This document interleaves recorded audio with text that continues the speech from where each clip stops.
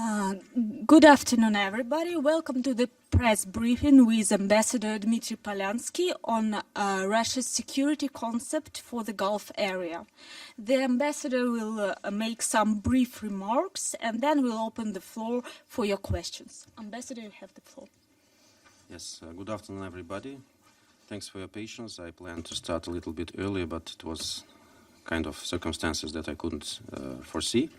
So I would like to divide the press conference, which I hope will not be too long, in two sections. First one is about our security concept for the Gulf area, which is the bulk of what I was going to say. And then at the end I will also make a couple of points on today's consultations on Georgia. And if you have any questions, I would also be very pleased to answer them.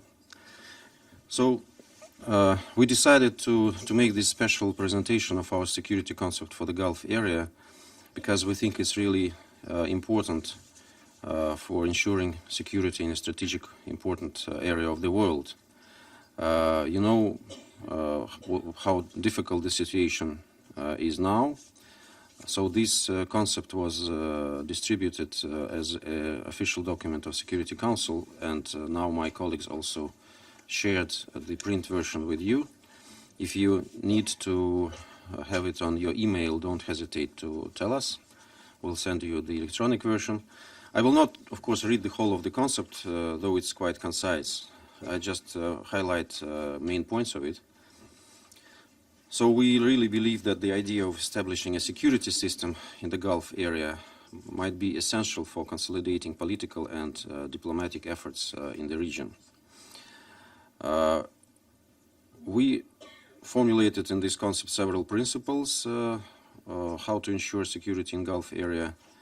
So we think that all stakeholders interested in eliminating the hotbed of extremism and terrorism in the Middle East should be consolidated in a single counter-terrorism coalition.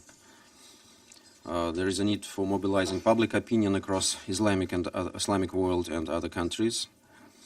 The cornerstone is, of course, our common adherence to international law, the UN Charter and UN Security Council resolutions.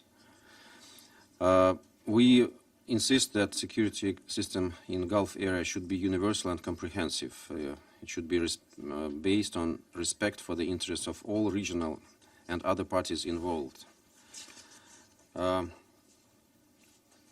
Confidence building measures are of paramount importance.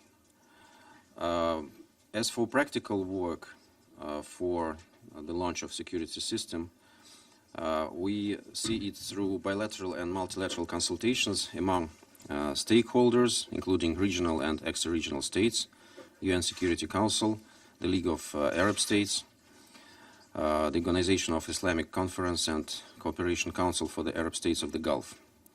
So we would see established action group to prepare an international conference on security and cooperation in Gulf area. Well, we also formulate certain measures that would be necessary for confidence building and further discussion and development. Again, international law is the key principle that we all need to respect. I will not dwell in detail upon this. You will find this in the concept. So the central long-term objective of our proposal is the creation of a security and cooperation organization in the Persian Gulf. That would include, in addition to the Gulf countries, Russia, China, the USA, the EU, India, and other stakeholders as observers or associated members. So that's in a nutshell what we really wanted to point out. Again, everything is there, everything is clear, everything is transparent. We hope that our move will contribute to pacifying spirits and pacifying tensions in this very important section of our globe. And we are ready to work with everybody who would like to contribute to it. It's a starting point for our discussions, of course. And we already received certain feedback from certain actors, and we hope that this process will continue and lead all of us to something positive and tangible. So I'll stop at this point. I'm ready for your questions. And the first question goes to Valeria. Thank you. Thank you, Ambassador, for this press conference on behalf of ANCA. On the Strait of Hormuz, do you think the international patrolling led by the US and UK can be a solution? And can you elaborate on that? Thank you. I envisage that this would be the question. First of all, we need to understand that in our belief, only the measures that are sanctioned by UN Security Council and that enjoy uniform support from all the key stakeholders have the chance to bring peace and stability to this region and to solve all the divergences. So we also noted that before the United States decided to withdraw from JCPOA, there were no problems from with transportation of oil in this region. That's why the solutions to this issue may not lie in physical field, but in some confidence building measures, and of course negotiations and dialogue between all the concerned parties.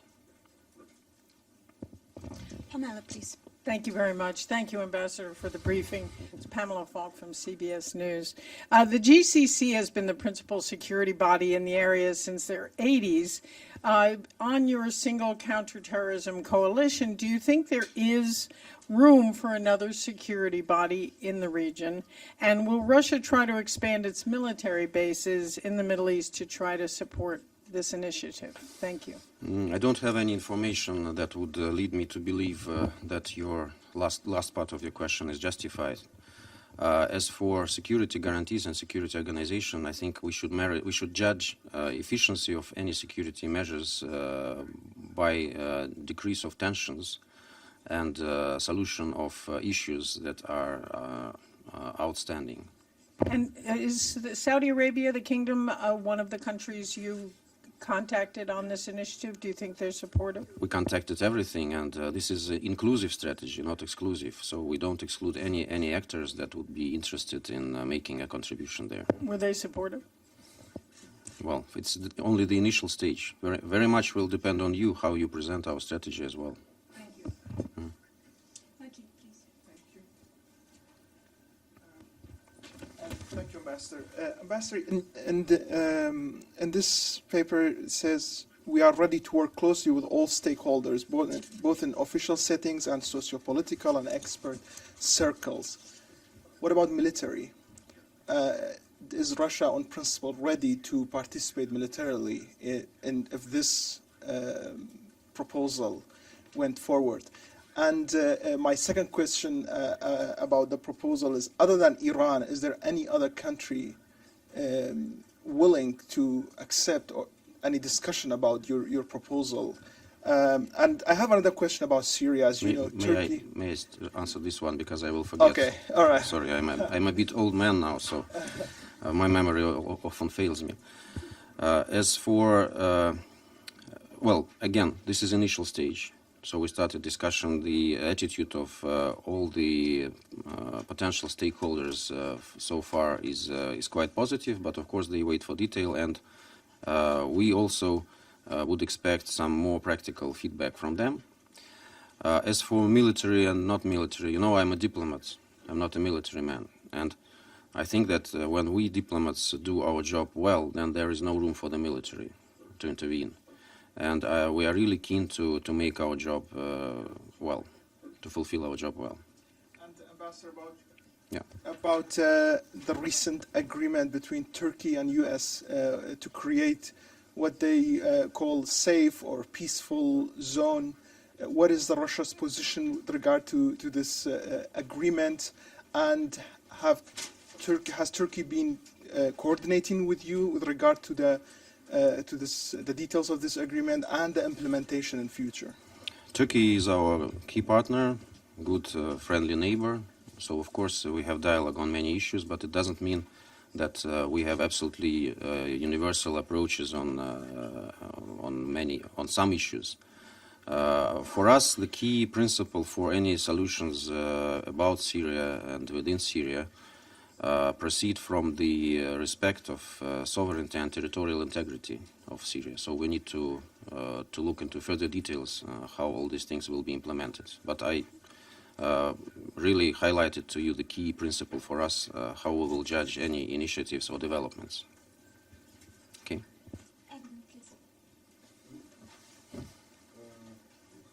Joseph Klein of Canada Free Press. Haven't had a chance to really look through the concept statement, but to what extent would you be emphasizing complete freedom of navigation through international waters, and that there should be a multilateral effort to guarantee, because the Iranian regime has said that it sees itself as having, quote, security responsibility in the Gulf. And secondly, since this is focused on countering terrorism, as you know, Iran does not consider Hezbollah or Hamas as terrorist organizations. So do you think there's going to be any realistic hope that there would be broad consensus on what groups are considered terrorist organizations? Again, I'll start maybe with your second part. You know, there is only one criteria for considering this or that organization terrorist or non-terrorist, and this is Security Council decisions and United Nations framework. So this or that country can have its own opinion on whether to consider this or that organization terrorist or not, and it's not a secret that we have some divergences in classifying this or that organization to become part of this terrorist family. So I would really appeal to you to be cautious about such things and to proceed from internationally recognized definitions and lists. As for security of navigation, it's absolutely clear for us that one of the consequences of implementation of our strategy would be freedom of navigation and secure navigation in this region. Again, I would want to reiterate that it's not by coincidence that all these problems started quite recently, and the decision that triggered all these problems was American withdrawal from JCPOA. You can't deny it. It can't be a mere coincidence. It means that the problem is much more complex than some politicians and countries try to present it. And again, only through dialogue you can address the preoccupations of different stakeholders and find long-standing solutions for very important issues. That's what we're trying to do. Thank you. Evelyn Leopold, Independent Media Institute. How do you see a confidence-building measure between Saudi Arabia and Iran? Well, neighbors always have problems. That's a common thing. People living together at the same floor can also have divergences on very, very daily life-to-life basis issues. So in any case, any security arrangements, any trust-building efforts should comprise all the players, and we think that this is a task that we can realize to bring together all the stakeholders, all the countries of the region, no matter how important and deep their divergences can be. We are patient people and we are positive people, so we appeal to everybody to be open-minded and to see beyond the horizon on many issues, and we feel that this task can be implemented. Mm-hmm.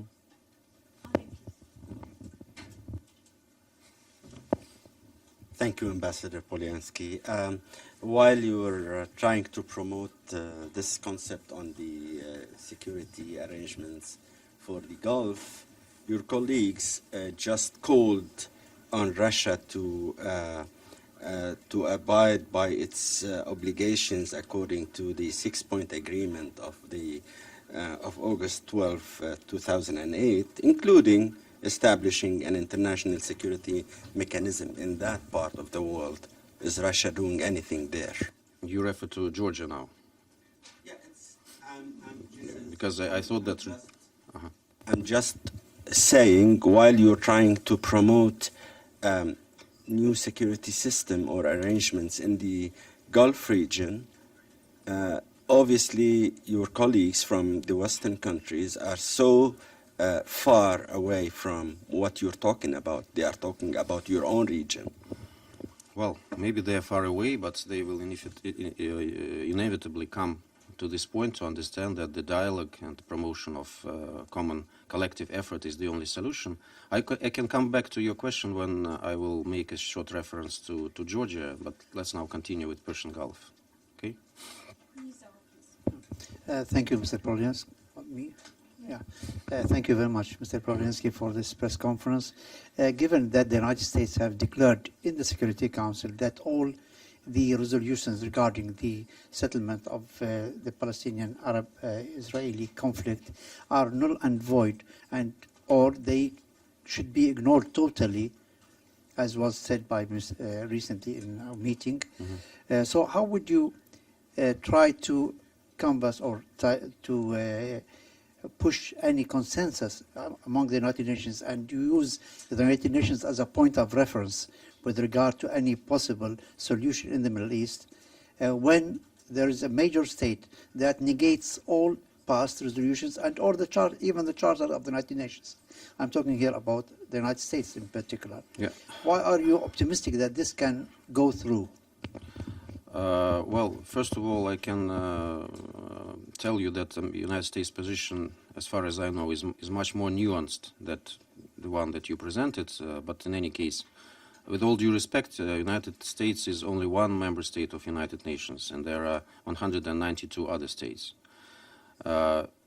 United Nations is for multilateral diplomacy, for dialogue, for convincing people with peaceful means, for winning their support for your point of view, and that's what all of us are trying to do.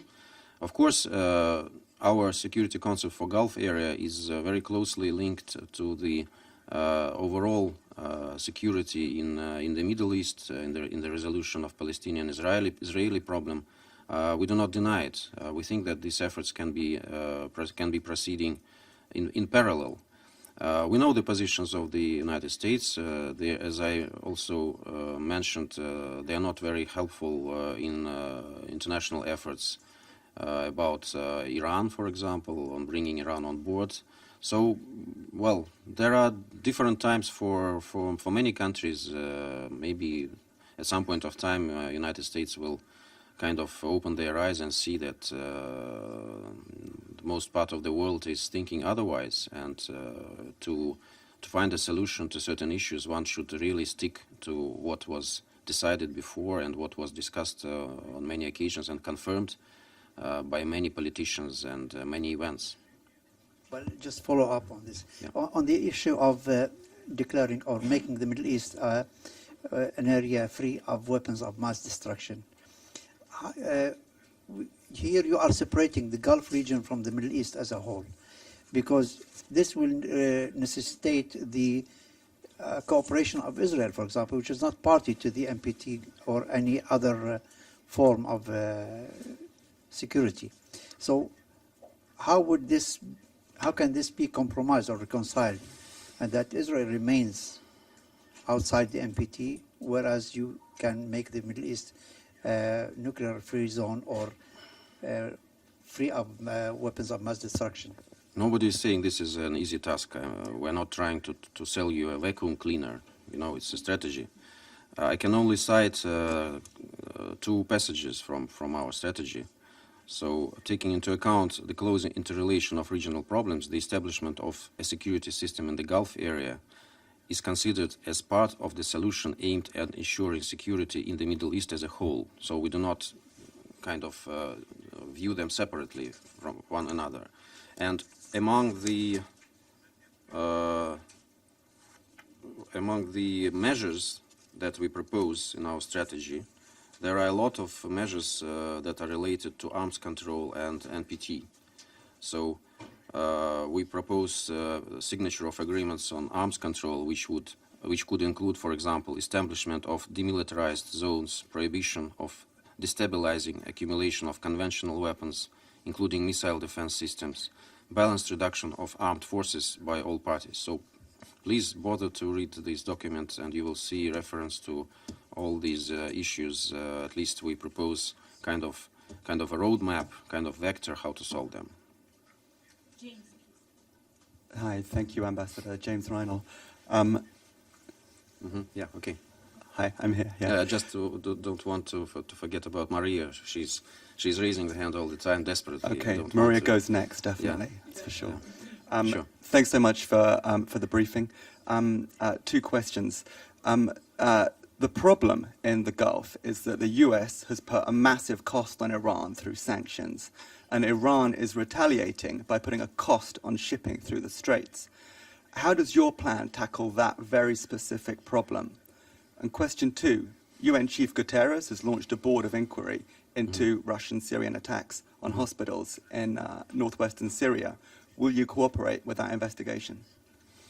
Okay, these are 2 different issues, of course. As for Iran and United States, of course, their approaches are very much different. A lot of things have been said or done, but that's the task for us diplomats from all the countries to sit down and to clear this mess. So I don't think it's we need to make it to give it a try, and we are now, by presenting this strategy, trying to make a gesture to create a platform of discussion and cooperation. So we hope that our American colleagues and friends will also grasp these opportunities, and in the long term, maybe in the middle term, it will, in our hope, bring stability to the region and help all the major stakeholders resolve their problems and establish mutually beneficial and respectful relations. As for your second issue, you have a press release of Russian Foreign Ministry about our attitude towards this board of inquiry. I myself had a discussion with the Secretary General, and we have information about this on our website. We do not conceal that we are disappointed by this decision. There are 2 parts of our disappointment, I would say. First is the legal basis for him to act like this. So we really feel that there are no provisions in the Charter that would entitle him to act and to establish bodies like this without prior discussion this issue in the Security Council. As for cooperation or not cooperation, if we were sure that this board will really try to establish the truth, then I can't exclude this. But there are a lot of doubts about this. So these countries that were pushing for the establishment of this board and that were exercising pressure on Secretary General, they are not seeking to find the truth about what's happened. They seek another tool to pressure Russia, to pressure Syria, and to just distort the actions that we take there. We made our position quite clear. There were numerous examples of previous attempts of international community in this or that form to inquire about what was happening in Syria, and in any case, our arguments, our data, our documents, clear evidence that the events were absolutely different, were ignored. So, having all this unfortunate experience, we don't have any certainty that these boards will behave otherwise. Of course, we respect Secretary General, and it's a very challenging task that he charged himself with, but we have certain reservations. Let's see. Secretary General is now on vacation. I don't want to spoil his vacation with further criticism. So when he comes back to New York, maybe we'll see what are his further thoughts on this. So please, Maria, I'm sorry.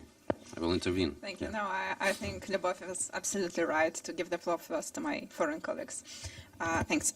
So I actually have two questions as well. Should I go one by one, or? It depends on the questions you have. One is about the Gulf region concept. As I understand it, the concept was already circulated in among the UN countries. In the Security Council. In Security Council, yes, and it was document. sent to Secretary General as well, as I understand. So I wonder if you had any feedback from any of your partners, of Russian partners. Again, it's initial stage, and the feedback is positive. But devil is in the details, of course. Again, it's August. We presented it at the end of July. I think we need some time to give some time to our partners to make a deep consideration and analysis of what we propose. But so far, I haven't, frankly speaking, heard any criticism of what we're proposing, because it's very difficult to criticize what we propose. The core of our proposal is dialogue, confidence building measures, and desire to bring all the stakeholders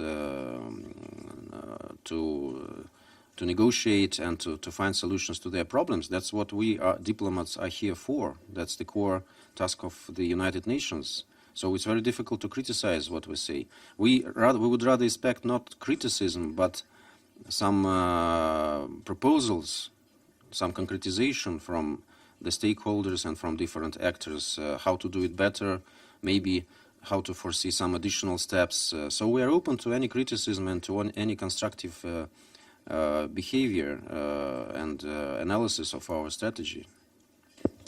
Russian presidency is coming, in Security Council is coming in September. Can we expect a particular Security Council meeting on the strategy? It's too early for us to disclose our complete plans for the presidency. Of course, we have something in mind, and I can reassure you that this issue will not be forgotten in our efforts. And another topic, if I may, it's about Georgia, European colleagues. Maybe Georgia later, okay? I will just divide it into two parts. Maybe, colleagues, two more questions on Persian Gulf, if it's possible, and then we'll come back shortly to Georgia, okay? Ben and then Michelle. Okay. So part of the sanctions that the U.S. imposed after withdrawing from the JCPOA include a ban or making it harder for third-party countries to buy oil from Iran. This week they did the same for Venezuela. Russia is part of the same of the country, is one of the countries that buys oil from Venezuela and Iran. What's your response to that, and how will Russia react? Well, we never made it a secret that we oppose any extraterritorial implementation of bilateral sanctions, and I don't think we are the only ones who do so. I think this morning I saw also a very similar statement from the part of European Union that also rejects such implementations of bilateral sanctions regime.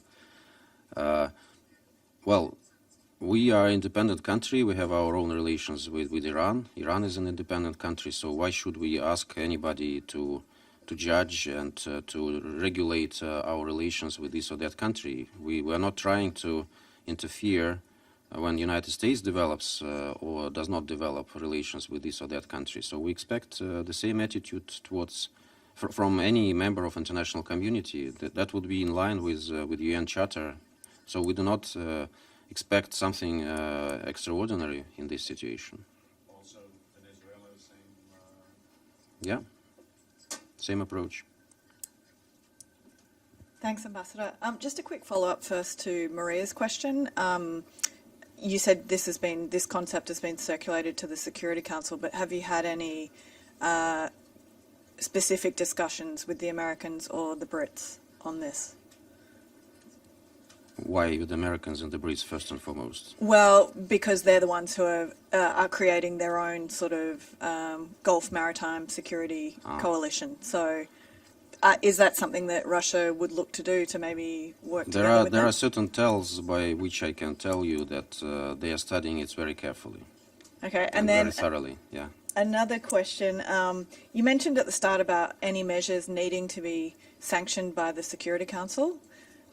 Would you envisage the Russian concept needing a Security Council resolution to sanction it? And do you believe that the proposal by the Americans and the Brits needs a Security Council resolution?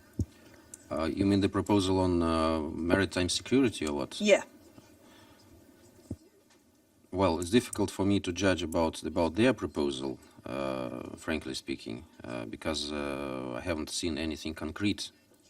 For the time being, it seems only bilateral arrangements and I think some appeals to certain like-minded countries. So a priori, it's not, as far as I understand, being meant as a Security Council or UN initiative. I may be wrong, but again, I haven't heard anything complete.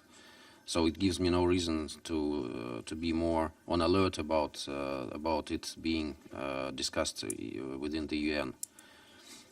As for the second part was about Britain, and you see my memory fails me already. No, you've kind of answered that one. The other bit was, do you believe the Russian proposal would need some kind of Security Council mandate?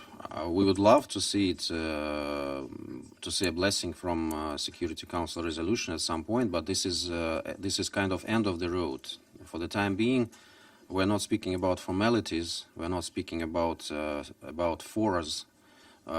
This can be an end result or intermediary result, and of course we first and foremost abide by Security Council, by international law, and it can be part of the tools that would promote this concept, and this is quite logical. But this is again a very initial stage. Maybe we will come back to this issue later when we have some feedback from main stakeholders, and we will definitely promote discussion of this topic within Security Council and United Nations, because this is about United Nations. It's not something that is outside the UN framework. It is within the United Nations that we act and we think when we propose such measures and such steps. Thank you for this part. I will just briefly, if you do not object, tell you that today we had close consultations that were asked by a number of Western countries about the anniversary, the 11th anniversary of the Georgian attack against South Ossetia. There was, as far as I understand, there was a stakeout by Western countries immediately after these consultations. I wasn't there, but I can easily guess what they were speaking about. Unfortunately, their position has not changed very much, despite all the arguments that we have and all the things that we say. I can tell you that we see this tragic event as part of history, of course. We took note of the Tagliavini report of 2009 that was mandated by European Union, which quite clearly defined who was the aggressor and who was the victim in this unfortunate situation. So Georgia paid a very big price for this tragic mistake committed by former President Mikhail Saakashvili, and we see that the only way to make relations in Caucasus prosper and to ease all the tensions is now through the dialogue between Georgia and two independent states that we acknowledge, Abkhazia and South Ossetia. Of course, we also can be part of these discussions. Unfortunately, the position that the Western countries are taking is not very much helpful to this, but I can assure you also that we try as much as we can, together with the Georgian people, to develop people-to-people contacts and bilateral ties and commercial ties, which have achieved very considerable heights. And there are a lot of Russian tourists coming to Georgia, and despite the political turbulences that are there, we have established very good relations at people-to-people basis, and Georgian products are now entering Russian markets without any without any problems. They are very popular in Russia. Georgia receives a lot of money from this, and we are very happy with this situation. We are very much ready to develop relations with our southern neighbor, as well as with the two independent republics that appeared on the world map as a result of unfortunate Georgian adventure of this time.